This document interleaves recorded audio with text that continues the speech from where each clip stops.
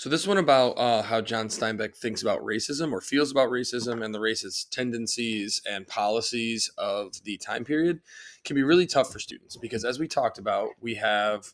Oh, there's one of my dogs. Yep, I figured we'd get a dog cameo at some point, and maybe they're going to fight. We'll see. So we talked about how Steinbeck uses language that is racially charged. He uses racial epithets that are obviously inappropriate. However, a lot of students point to that and say, well, he's using words that are disparaging towards our only black character Crooks, and that therefore proves that this is a racist piece, or that John Steinbeck was also racist himself.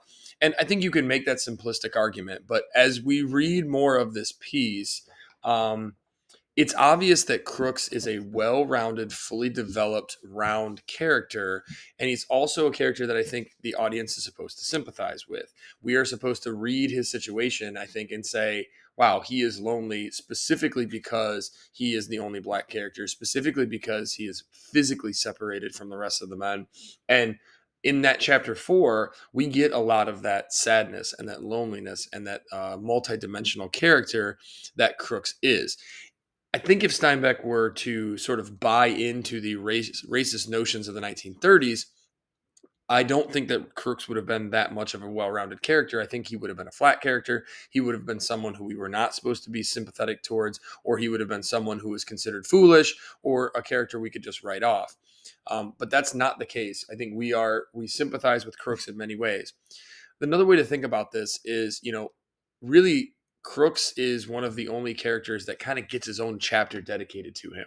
So there's only 6 chapters, and chapter 4 largely revolves around Crooks and his ability or lack of ability to feel like a part of the ranch. I think it's an easier case to make that Steinbeck looked critically at the notion of racism and institutionalized segregationism. I think that's an easier case to make than to just say, well, there were racial slurs used, and therefore this is a racist piece or racist author.